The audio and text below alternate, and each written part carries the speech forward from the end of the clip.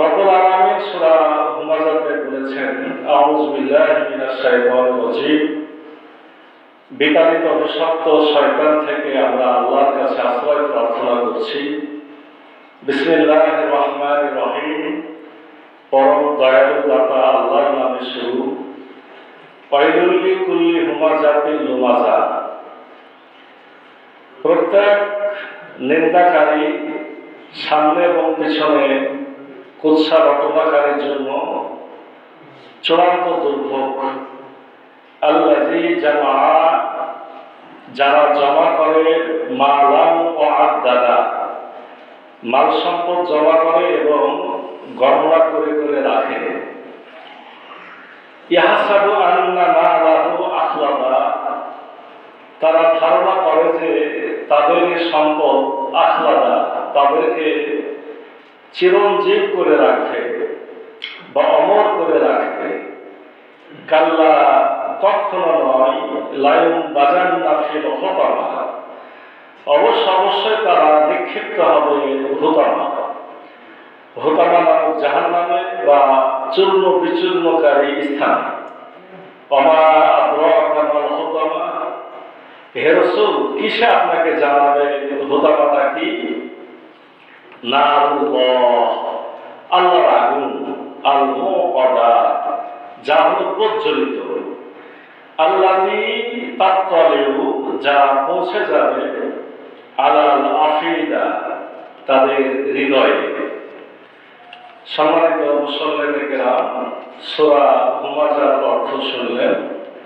এই সূরাটির নাম সূরা হুমাযা। এই সূরা প্রথম আয়াতে হুমাযা শব্দ, ওয়াইলুল লিকুল্লি হুমাযা, এই হুমাযা শব্দ থেকেই এই সূরাটির নামকরণ করা হয়েছে হুমাযা। এই সূরাটিও আল্লাহ রাসূল হযরত মুহাম্মদ সাল্লাল্লাহু আলাইহি ওয়াসাল্লামের উপরে মক্কি জিন্দেগিতে নাযিল হয়েছে।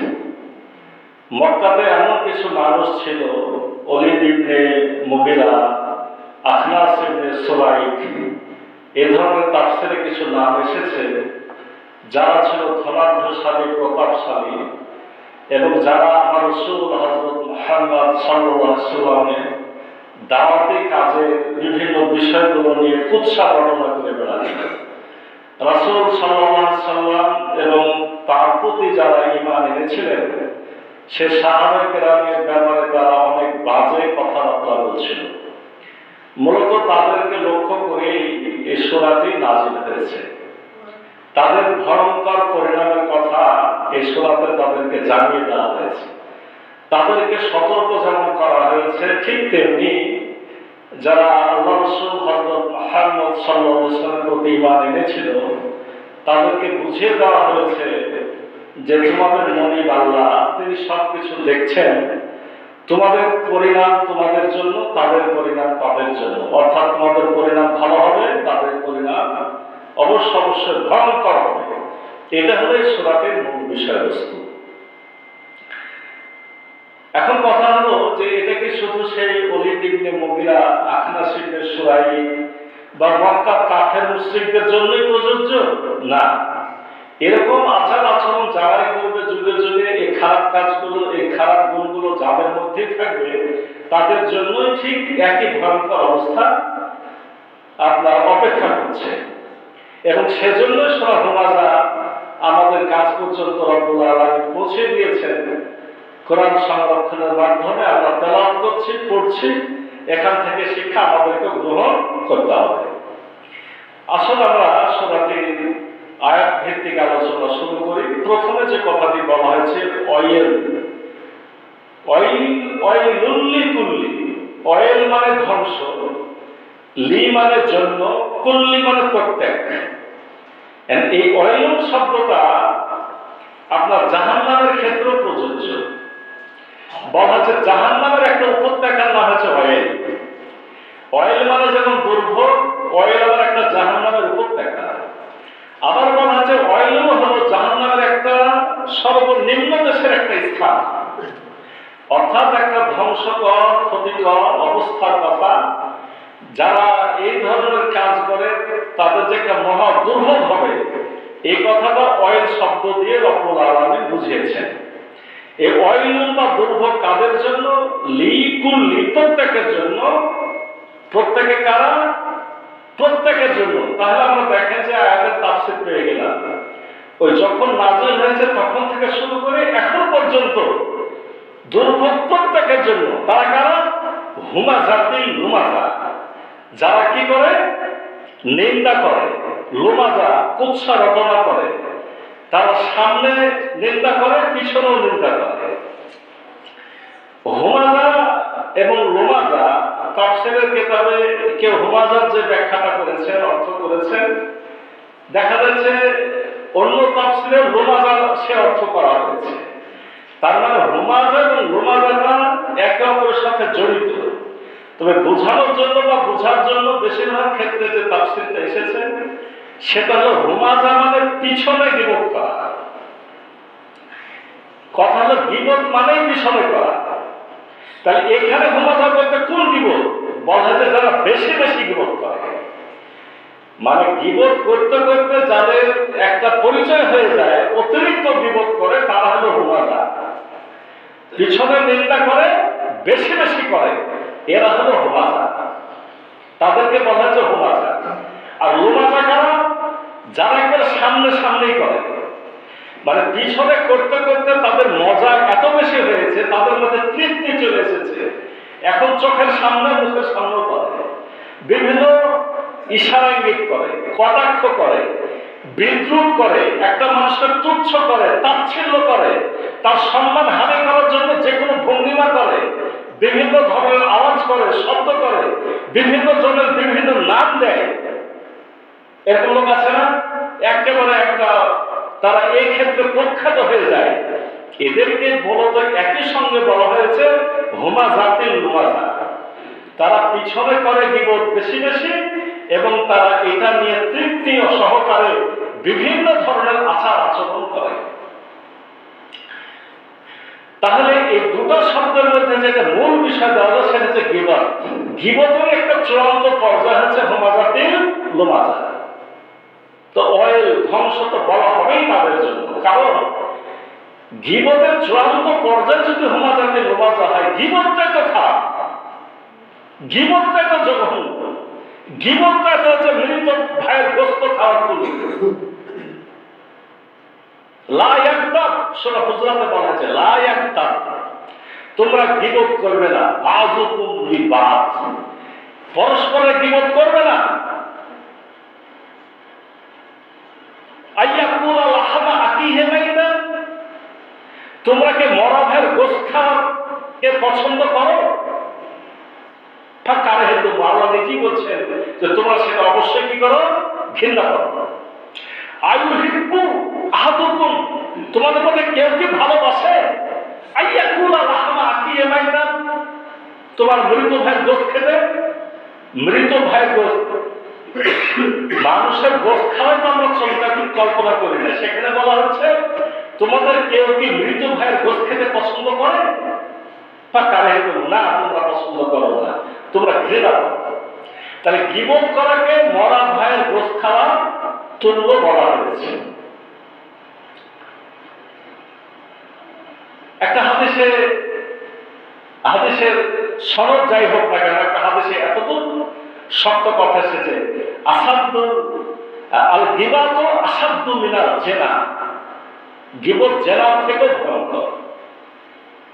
আর একটা হাদিসে আমরা দেখেছি রমজান মাসের বাবের মধ্যে যে দুইজন মহিলা রোজা রাখা অবস্থায় খুব কষ্ট পাচ্ছিল। আল্লাহ রাসূল তাদেরকে ডাকালেন, তোমাদের সমস্যা কি?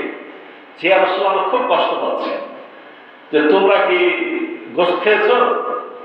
আজকে সেহরিতে, আজকে দিনে কি তোমরা গোশত খেয়েছো? না ইয়া রাসূলুল্লাহ। তো ওদেরকে এরকম পাত্র নিয়ে আসানো হলো, বমি করতে বলা হলো, বমির সাথে গোশত দেখা গেল, বলছে তোমরা গীবত করেছো। এটা একটা দৃষ্টান্ত ছিল।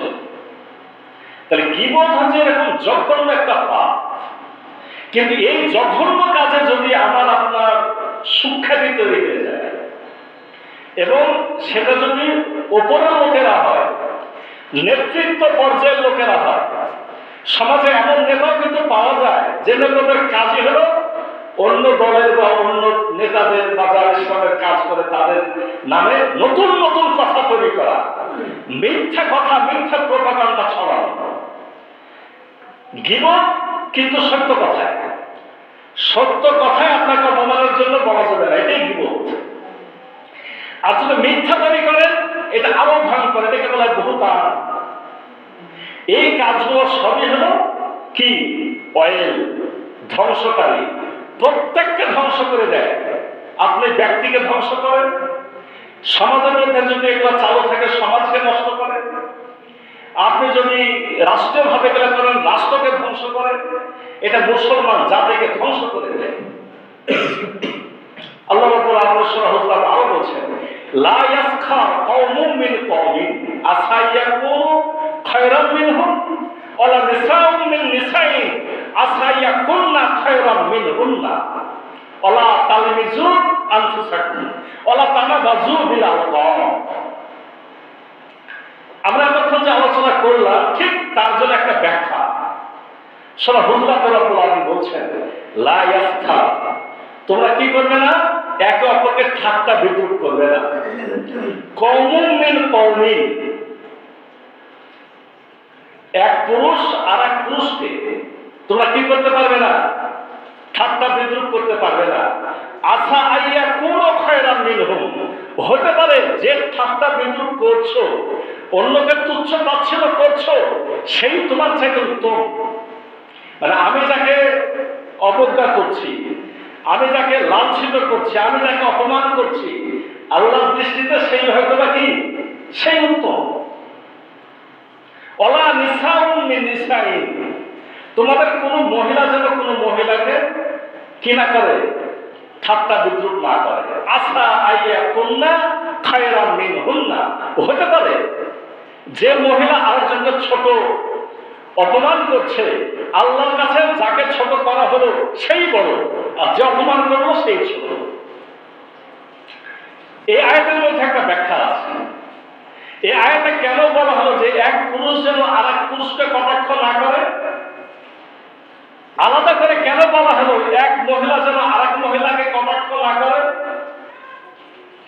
আল্লাহ তো একবারই বলে দিতে পারতেন যে এক মুমিন যেন আর এক মুমিনকে কি না করে, ঠাট্টা বিদ্রুপ তিরস্কার না করে, ঠাট্টা মশকরা না করে।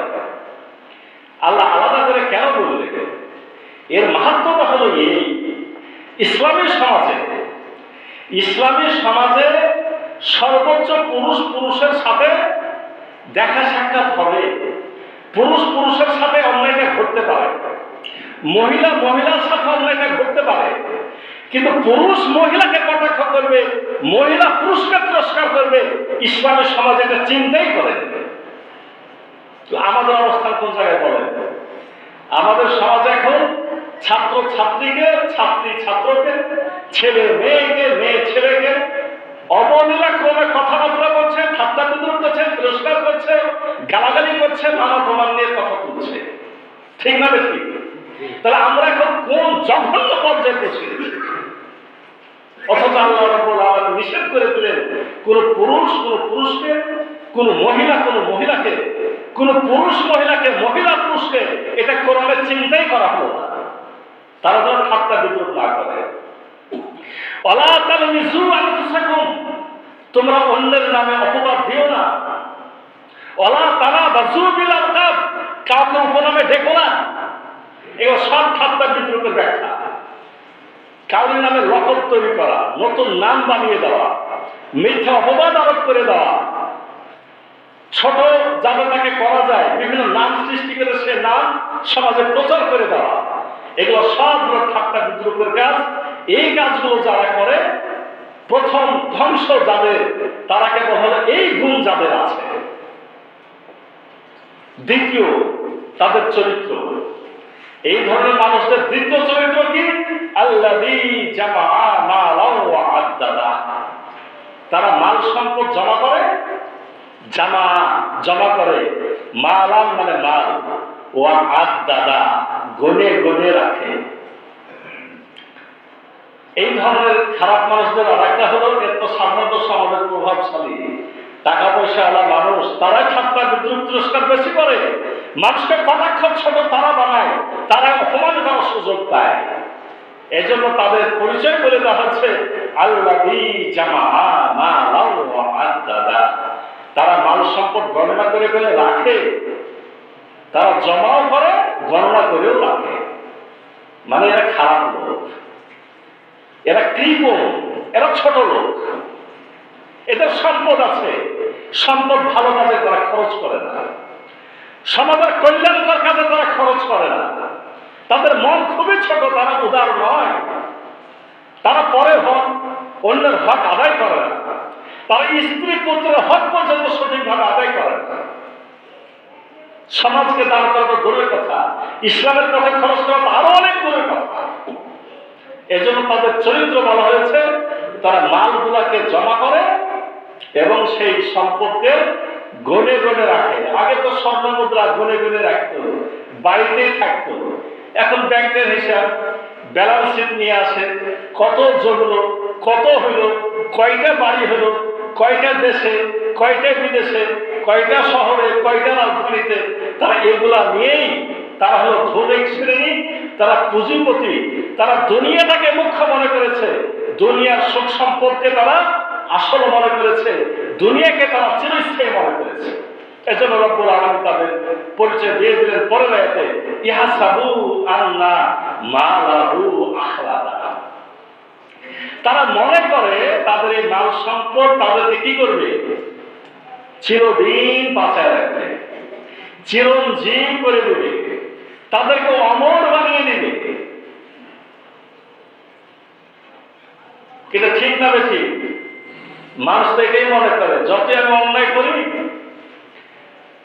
যতই মানুষের উপর অত্যাচার করি, যতই মানুষকে হত্যা করি, আমার যদি অনেক সম্পদ থাকে, কানাডাতে 50টা বাড়ি থাকে, আর দেশে যদি আমার টাকা পয়সা দিয়ে পোষা মাস্তান বাহিনী থাকে, আমরা কেন হয় কেউ কোনোদিন পরাজিত করতে পারবে না। কি ভাবে না? ভাবে না? কি তাদের ধ্বংস হয় কি হয় না? ইহসাবু, তারা মনে করে, হিসাব করে, আল্লাহ যে মালাহু, তাদের মাল, আখলাদা, তাদেরকে চিরকাল টিকিয়ে রাখবে। আমাদের পিতা হযরত আদম আলাইহিস সালাম, তাকেও কিন্তু প্রতারিত করা হয়েছিল এই কথা বলে। মানুষেরা যুগে যুগে অমর হতে চায়, আমার মৃত্যু যাতে না ঘটে, এরকম চিন্তা চেতনা আদম সন্তানের বিরাজ করে। আমাদের পিতা আদম আলাইহিস সালামকে শয়তান কিন্তু এই কথাটাই বলেছিল, ফাওয়াসওয়াসা ইলাইহিশ শাইতানু ক্বালা ইয়া আদম হাল আদুল্লুকা আলা শাজারাতিল খুলদি ওয়া মুলকিন লা ইয়াবলা।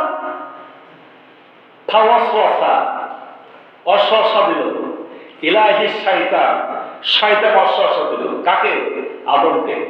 ক্বালা, সে বলল, ইয়া আদম, হে আদম, হাল আদুল্লুকা আলা শাজারাতিল খুলদ, তোমাকে কি এমন একটা গাছের কথা বলবো? এখানে গাছের ফল খাওয়ার কথা বলা হয়নি, খালি গাছের কথা বলবো।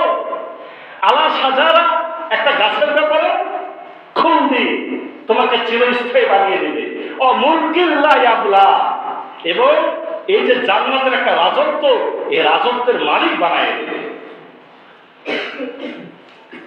কয়টা বিষয়? তোমাকে অমর করে দিবে, তোমার আর কখনো মরণ হবে না। আর একটা কি, তুমি রাজা হয়ে যাবে, রাজত্বের মালিক হয়ে যাবে। আর সে রাজত্ব স্বয়ং জান্নাত ছিল। তোমাকে কেন, তার মানে বিপরীত কথা হলো, তার মানে আদমকে শয়তান হুজুর সেজে বুঝাচ্ছে। হুজুরের জন্য বলছি, হুজুরে তো বুঝায়, অবশ্যই লেবাস পোশাক ওরকমই তো নিয়েছে, যে বুঝাচ্ছে আমি তোমার হিতাকাঙ্ক্ষী, আমি ভালো মানুষ, আমি অনেক কিছু জানি, আমার অনেক জ্ঞান, আমি আল্লাহর অনেক ইবাদত করেছি, আমি অনেক পরহেজগার বুজুর্গ, তোমাকে একটা ভালো কথা বলি, ওই গাছের কাছে কেন যেতে মানা করা হয়েছে তুমি বুঝতে পারো না? চলো তোমাকে গাছটা দেখায় দিই। ওই গাছ, মানে ওই গাছের ফল যদি তুমি ভক্ষণ করতে পারো, তোমার আর মৃত্যু ধরবে না, আর তুমি এই জান্নাত রাজত্বের মালিক হয়ে যাবে। তাহলে এই আকাঙ্ক্ষা, এই অশ্বাসা, এটা সৃষ্টি করেছিল আমাদের পিতার অন্তরে। ওই শয়তান কি মরে গেছে না বেঁচে আছে? বেঁচে আছে। ওই শয়তানকে আল্লাহর কাছে ওই অশ্বাসা দেওয়ার শক্তি কি নিয়ে এসেছে না আসে নাই? ওই শয়তান আমার পিতাকে যে কথা বলে পদস্খলন ঘটাইছিল জান্নাতের মধ্যে, সেই কথা কি এখন আমাদের বলে না? এখনো বলছে। যুগে যুগে দেখবেন অনেক ইতিহাস, অনেক বিজ্ঞানী অনেক চেষ্টা করেছে যাতে মৃত্যু তাদের না ঘটে। এই যে আমরা ফেরাউনকে দেখতে পাই, ফেরাউনের মমি, এক ফেরাউন শুধু না, আরো অনেক মমি। আসলে তো ওই মমির সাথে যেগুলো ইতিহাসে লেখে, খাবার দাবার, টাকা পয়সা, সোনা দানা, এগুলো দিয়েই কবর দেওয়া হতো। মানে ওরা ওই যুগে ওই ভিতরে যে এখন খাবার থাকে, মানে ওরা বেঁচে আছে, ওদের হিসেবে ওরা বেঁচে আছে। তাহলে মানুষ চিরকাল যেমন বেঁচে থাকতে চায়, আর মানুষ সবাই বড় বড় রাজত্ব কি হতে চায়? মালিক হতে চায়। কিন্তু এটা শয়তানের প্রতারণা, শয়তানের অসহায়তা, যে তোমরা এরকম মাল সম্পদ জমা করো, টাকা পয়সা জমা করো, গাড়ি বাড়ি জমা করো, 17টা সুটকেস ভরে সোনা দানা রেডি রাখো, তুমি মনে হয় বেঁচে থাকবে। কিন্তু না, আল্লাহ রাব্বুল আলামিন ফেরাউনের যেমন ধ্বংস দিয়েছেন, কারণের ধ্বংস দিয়েছেন, নমরুদের ধ্বংস দিয়েছেন। যারা নিজেদেরকে আল্লাহ বলে দাবি করেছে, যারা মনে করেছে যে আমরাই রাজত্বের মালিক, আমাদের কথাতে সবাই উঠে বসবে, সকলেরই পতন হয়েছে। তাহলে তাদের চরিত্র হলো এটা, যে জমা করে মাল আর মনে করে যে আমি চিরকাল বেঁচে থাকবো। কিন্তু না, এটা সম্ভব না। সম্ভব যে না, তার জবাব আল্লাহ দিয়েছেন, কাল্লা, কখনো না। লায়ুন বাজান্না ফিল হুতামা, তাদেরকে হুতামাতে নিক্ষেপ করা হবে। হুতামা একটা জাহান্নামের নাম, কিন্তু হুতামা শব্দের অর্থ কি? চূর্ণ বিচূর্ণ করা জায়গা। মানে ওই জায়গায় এমন এক জায়গা, যে জায়গায় আপনার অহংকারকে চূর্ণ করে দেবে, আপনার গর্বকে চূর্ণ করে দেবে, আপনার দাপট সাপট সেগুলো সব ধ্বংস হয়ে যাবে, আপনার জমানো মাল সম্পদ সেখানে গেলে আর কোনো কাজে লাগবে না। আপনি আজকে যাদেরকে তুচ্ছ তাচ্ছিল্য করেছেন, তারা সুখে থাকবে, আর আপনি ভয়ঙ্কর সে আযাবে গজবে নিগতিত হবেন, যেখানে আপনাকে ধ্বংস করা হবে, টুকরা টুকরা করা হবে, ছিন্ন বিচ্ছিন্ন করে দেওয়া হবে। এটা হলো হাতম শব্দের অর্থ। হাতম মানে যা টুকরা করে। আমার যে খোয়া ভাঙা মেশিন আছে না, খোয়া ভাঙা মেশিন, এই যে ইট দিচ্ছে না, ভেঙে বের হয়ে আসছে, এটার কিন্তু আরবি নাম হচ্ছে হাতম। মানে যার মধ্যে কিছু ফেললে সব কিছুকে ঘুরিয়ে দেয়, পিছে ফেলে দেয়, ভেঙে ফেলে, এটা হচ্ছে হাতম। লায়ুন বাজান্না, তাকে নিক্ষেপ করা হবে, মানে ছুঁড়ে ফেলা হবে। ফেরেশতারা ধরে একবার মাঝখানে নিক্ষেপ করে দেবে। ছুঁড়ে ফেলা যখন শব্দটা আসে, তখন এখানে দুটো বিষয় লুকিয়ে আছে। একটা হলো ঘৃণা ভরে, মানে তার কোনো যে মূল্য নাই, যার কোনো মূল্য নাই, মর্যাদা নাই, যার কোনো সম্মান নাই, যার কোনো ইজ্জত নাই, তাকে ছুঁড়ে ফেলা হয়। তাহলে এখানে একটা বিষয় অপমানের বিষয় লুকিয়ে আছে। আর একটা বিষয় ছুঁড়ে ফেলা দ্বারা ইঙ্গিত পাওয়া যায়। ছুঁড়ে ফেলা হয় কোথায়? উঁচু থেকে নিচু জায়গাতে ছুঁড়ে ফেলা। জাহান্নাম যে একটা ভয়ঙ্কর খাদ, জাহান্নাম যে একটা ভয়ঙ্কর গর্ত, জাহান্নামের মুখে যদি একটা পাথর খসে, সেই পাথর জাহান্নামের তলাতে পৌঁছাতে হাজার হাজার বছর সময় লাগে। এই গভীর খাদে তাকে যে ছুঁড়ে ফেলা হবে, এই লাইন বাজান্না দ্বারা সেই ইঙ্গিতটা বহন করে। লা মানে অবশ্যই, আবার এই যে বাজান্না, নুনে সাকিলা, তাসদিদওয়ালা নুন, এখানে বলা হয়েছে এটাও অর্থ অবশ্যই, মানে অবশ্য অবশ্য অবশ্যই এই ঘটনা ঘটবেই। শয়তান কোরআন হাদিস পড়া লোকদেরকেও বিভিন্ন সময় প্রতারিত করে। খেয়াল করবেন, আমাদের বেশিরভাগ মানুষের মধ্যে একটা চিন্তা কাজ করে। কেমন চিন্তাটা? এরকম যে যতই অন্যায় করি না কেন ঠিকই একসময় তওবা করে মাফ পেয়ে যাবে। যতই অন্যায় করি না কেন একসময় কি হবে? যেহেতু কালেমা পড়েছে মাফ পেয়ে যাবে।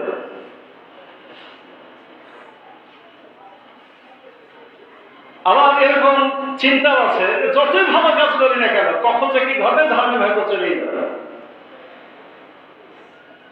কোরআন কারিমে এরকম কথা কিন্তু পাবেন না। কোরআন বারবার বুঝিয়ে দিয়েছে তোমার আমল দিয়ে তুমি জান্নাতে যাবে, তোমার ভালো কাজ ফল হিসেবে তুমি জান্নাতে যাবে, তোমার কর্মফলের কারণে তোমার পুরস্কার। হয় ভালো কাজ করলে ভালো পুরস্কার, খারাপ কাজ করলে কি খারাপ পুরস্কার। ইন্নাল আবরারা লাফি নাঈম ওয়া ইন্নাল ফুজ্জারা লাফি জাহিম। নেককাররা জান্নাতে যাবে, ফুজ্জার পাপাচাররা জাহান্নামে যাবে। আপনাকে সহজ সরল ব্যাখ্যাটা নেন, ব্যতিক্রমগুলো চিন্তা করেন না। হুট করে জান্নাতে যাবেন মানে কি এত সোজা? এত সোজা? হুট করে যাওয়ার চিন্তাটা বাদ দেন। হুট করে চলে আসে যারা ভাবে, তারাই ভাবে যে হুট করে জান্নাতে চলে যাবে। আমার আপনার চিন্তা রাখতে হবে একটা বিরাট কর্মসূচি। এই লোকগুলা চিরদিন আকাম করেছে, কুকাম করেছে, মানুষকে তুচ্ছ করেছে, তাচ্ছিল্য করেছে, ছোট বড় করেছে, অন্যায় করেছে, নির্যাতন করেছে, সম্পদের পাহাড় জমিয়েছে, আর মনে করেছে আমরা চিরকাল থেকে থাকবো। আল্লাহ স্পষ্ট বলছেন কখনো না, লাইম বাজান্না ফিরুত্তামা, তোমাদেরকে জাহান্নামে, সেই ধ্বংস করা জাহান্নাম, চূর্ণ বিচূর্ণ করা জাহান্নামে তোমাদেরকে ছুঁড়ে ফেলে দাও। আল্লাহ বলছেন কামাল হুতামা, হে রাসূল আপনি কি জানেন সে হুতামাটা কি? মানে এটা যে একটা ভয়ঙ্কর জায়গা, এটা বোঝানোর জন্য আল্লাহ আবার প্রশ্ন করছেন। হে রাসূল আমরা যখন পড়বে আমাকেও বলছে যে তোমরা কি জানো সে হুতামাটা কি? কি সে বিষয় তোমাকে জানাবে? হুতামাটা কি? অর্থাৎ কোরআন তোমাকে জানায় দিবে হুতামাটা কি। জবাব কি? নারুল্লাহ, আল্লাহর আগুন। এটা একটা ভয়ঙ্কর শব্দ, কিন্তু আল্লাহর আগুন মানে এটা যার তার আগুন না। এটা কার আগুন? আল্লাহর আগুন। মানে পাপাচারীদেরকে শাস্তি দেওয়ার জন্য আল্লাহ এক স্পেশাল আগুন বানিয়েছেন সে হুতামাতে, জাহান্নামের মধ্যে। একটা হাদিসে পাওয়া যায় আল্লাহ রাসূল হযরত মুহাম্মদ সাল্লাল্লাহু আলাইহি সাল্লাম জাহান্নামের আগুনের বিষয়ে সাহাবাদেরকে বলছিলেন যে রব্বুল আলামিন যখন জাহান্নামের আগুন তৈরি করার জন্য চিন্তা করলেন, ফেরেশতাদেরকে বললেন তোমরা আগুনে ফুৎকার দিতে থাকো, মানে আগুনকে কি করতে থাকো? তাপ দিতে থাকো, আগুনের তেজকে বৃদ্ধি করতে থাকো। ফেরেশতাদেরকে অর্ডার দেওয়ার সাথে সাথে তারা কাজ করে। 1000 বছর, 1000 বছর তারা, আমরা যে আগুন দেখছি আল্লাহর সৃষ্টি করা, এটাও একটা আগুন। এই আগুনের তাপ বৃদ্ধি করা হলো 1000 বছর। 1000 বছর যখন তাপ বৃদ্ধি করা হলো, ফেরেশতাদেরকে ডাকা হলো, বলা হলো যে বলো আগুনটা কেমন? রব্বুল আলামিন আগুন একবারে লাল টকটকে হয়ে গেছে। তাদের ধারণা যে কাজ বোধহয় আমাদের শেষ, এত লাল টকটক করছে, আর কি দরকার? আল্লাহ বলছে হয় নাই, আরো 1000 বছর তাপ দাও। আরো 1000 বছর উত্তপ্ত করা হলো। আল্লাহ বললেন তাদেরকে ডেকে যে এখন কি অবস্থা? আল্লাহ তো সবই জানেন, কিন্তু আল্লাহ সকল কাজ একটা রুটিনের মতো, নিয়ম মতো করেন। রব্বুল আলামিন আগুন এখন সাদা হয়ে গেছে, একেবারে সাদা। হয় নাই, আরো 1000 বছর তাকে উত্তপ্ত করো। আরো 1000 বছর উত্তপ্ত করা হলো। এবার তাদেরকে ডাকা হলো যে এখন কেমন?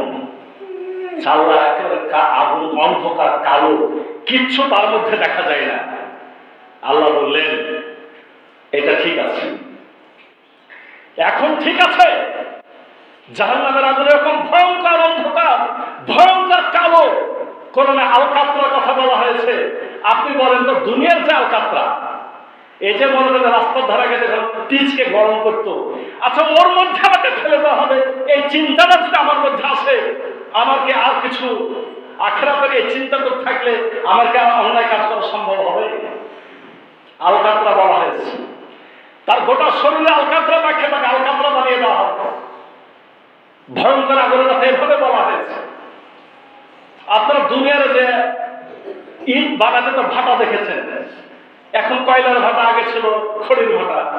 আচ্ছা ওদেরই যখন মুখটাকে মেরে দেয়, মানে মুখ যখন খুলে খড়ি ফেলার জন্য বড় বড় কাঁচা কাঁচা কাঠের গুড়ি ফেলার সাথে সাথে ধান করে চলে যায়। কি আপনারা দেখেননি? অনেকে দেখেছে। বলেন তো এইভাবেও যদি চিন্তা করি, দুনিয়ার আগুন নিয়ে যদি চিন্তা করি, তাহলে তো আমরা পেরেশান। আর সেখানে রব্বুল আলামিন নিজে প্রচন্ড শাস্তি দেওয়ার জন্য কি ভয়ঙ্কর এক অবস্থা তৈরি করে রেখেছেন। ফেলার সাথে সাথে মরেও যাবেন না, মরে যাওয়ারও সুযোগ নাই। সেখানে কারোর মৃত্যু ঘটবে না, আবার কেউ বেঁচেও থাকবে না। এই আগুন কি হবে? এই আগুন ভেজাল নৌকাদা প্রজ্বলিত আগুন সবসময় জ্বলছে। জাহান্নামকে বলা হয় যে জাহান্নাম যেন এক অংশ আর এক অংশকে খেয়ে ফেলতে চায়। জাহান্নামীদের সবকে যখন জাহান্নামে ফেলা হবে, আল্লাহ রাব্বুল আলামিন বলবেন যে তোমার কি পেট ভরেছে? তখন জাহান্নাম বলবে যে আল্লাহ আরো কিছু কি আছে? সকল জাহান্নামীকে ফেলার পরও বলবে আরো কিছু কি আছে? জাহান্নাম থামতে চাবে না। তখন তার পেটের উপরে রব্বুল আলামিন তার বাম পাটা দিয়ে চাপ দিবেন। তখন সে বলবে যে আল্লাহ হয়েছে হয়েছে হয়েছে, পেটটাকে খেলে চেপে দেওয়া হবে। এই ভয়ঙ্কর কথা আল্লাহ এখানে ব্যাখ্যা দিচ্ছেন এভাবে, আল্লাতী তাত্তালিউ আলা আফিদা। এই আগুন এমন ভয়ঙ্কর আগুন, তার কলিজাকে পুড়িয়ে দিবে। ইন্নাহা আলাইহিম মুসাদা। এরপরে জাহান্নামকে, মানে সকল জাহান্নামীকে ফেলার পরে ইন্নাহা আলাইহিম মুসাদা, ঢাকনা দিয়ে ঢেকে দেওয়া হবে। ফি আমাদিন মুমাদ্দাদা। এরপর বড় বড় পিলার দিয়ে, বড় বড় খাম্বা দিয়ে আপনার সেই মুখটাকে লাগিয়ে দেওয়া হবে। মানে আপনি গতকালকে একটা সূরা পড়ছিলেন ফজরের সময়তে, তারা ধৈর্য ধরলেই কি আর ধৈর্য না ধরলেই কি? ওর মধ্যে ফেলার পরে দুনিয়াতে আমরা কি মনে করি বলেন? এই একটু কষ্ট হচ্ছে, একটু ধৈর্য ধরে একটু সময়টা পার করি, বেঁচে যাবো। আল্লাহ বলছেন তুমি ধৈর্য ধরলেই কি আর না ধৈর্য ধরলেই কি, তোমার শাস্তি কিন্তু ওখানে আর কমবে না। বরঞ্চ এই যে আপনার ফি আমাদিন মুমাদ্দাদা, বড় বড় খুঁটি দিয়ে তাদেরকে পেরেক মেরে রেখে দেওয়া হবে। তাফসীরে আরো অনেক ব্যাখ্যা আছে যে আগুনগুলো হবে অনেক উঁচু উঁচু লম্বা লম্বা, তাদেরকে জাহান্নামের বড় বড় পিলারে বাঁধা হবে। আবার মুখের ঢাকনা দাও জাহান্নামকে মানে বন্ধ করার জন্য, কোনো বাতাস যাতে না ঢুকে। এই জন্য আমাদের দেশে যেভাবে বিভিন্ন নাক বল্টু দিয়ে চেপে দেয়, সেই ব্যাখ্যাটা এখানে নিয়ে আসা হয়েছে। এই দ্বারা একটা ভয়ঙ্কর একটা জবাব পাওয়া যায়। সেটা কি জানেন? আমাদের দেশে মুখ দিয়ে, চুলা দিয়ে বাতাস বের হয় না, চুলার আগুন পাওয়ার পরে বাতাস বের হয় না, সেটা কি?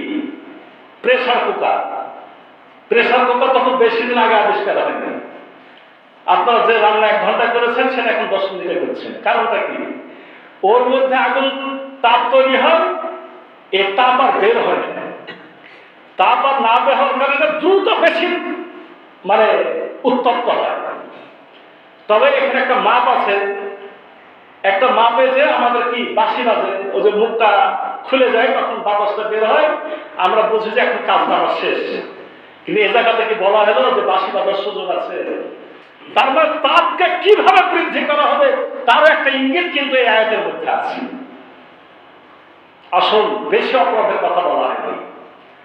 অপরাধ একে অপরকে কটাক্ষ, তুচ্ছ, তাচ্ছিল্য, বিপদ, লাঞ্ছনা, অপমান করার মতো কোনো কথা বলা যাবে না। মাল সম্পদ জমা করা যাবে ভালো কাজের নিয়তে, চিরস্থায়ী হব, দুনিয়াতে দাপট হবে, অহংকার হবে, অনেক বড় নেতা হব, দুনিয়াকে শাসন করব, এই নিয়তে নয়। এই মাত্র দুটো অপরাধের কথা বলে এত ভয়ঙ্কর কথা বলা হয়েছে। তাহলে আসুন আমরা এই সূরা থেকে মাত্র দুটা তাৎপর্য আমরা কি পেলাম। মূল শিক্ষা এক নম্বর হলো নৈতিক অধঃপতনের প্রতি ঘৃণা, নৈতিক অধঃপতনের প্রতি ঘৃণা ও ধিক্কার দান এবং নিজ মন মানসিকতা যাদের তাদেরকে নিন্দা করা, এই সূরার একটা মূল তাৎপর্য। দ্বিতীয় তাৎপর্য কি? মুমিনদেরকে সান্ত্বনা ও প্রবোধদান এবং তাদের মনে যাতে অপমান বোধ প্রবেশ করতে না পারে তার জন্য উপযুক্ত সংরক্ষণ ব্যবস্থা নিশ্চিত করা। আর সেই সাথে তাদেরকে একথা উপলব্ধি করানো, তাদের সাথে যা কিছু আচরণ সংঘটিত হচ্ছে তা তিনি দেখছেন, উপলব্ধি করছেন, অপছন্দ করছেন এবং তার শাস্তির ব্যবস্থা তিনি করে রেখেছেন। এর মাধ্যমে এই মর্ম ইঙ্গিত হচ্ছে যে আল্লাহ তাদের আত্মাকে এসব হীন মনস্বরূপ চক্রান্তের অনেক ঊর্ধ্বে রাখবেন। দুটা বিষয়, যারা হীনমনা তাদের লাঞ্ছনা খাওয়ার পরিণতি, আর যারা ভালো মানুষ তাদেরও চিন্তা করা দরকার যে আমার মূল মালিক আছেন, তাদের শাস্তির ব্যবস্থা করবেন। আর ওই জঘন্য লোকের আমার কোনো ক্ষতি করতে পারবে না, আল্লাহ আমাকে রক্ষা করে একটা উপযুক্ত সম্মানজনক স্থানে আমাদের পৌঁছায় দেবেন। আসুন আমরা খারাপকে বর্জন করি, ভালোকে ধারণ করি, কোরআনের অনুসরণ করি। কোরআনের হেদায়েত আল্লাহ আমাদের সকলকে দান করুন।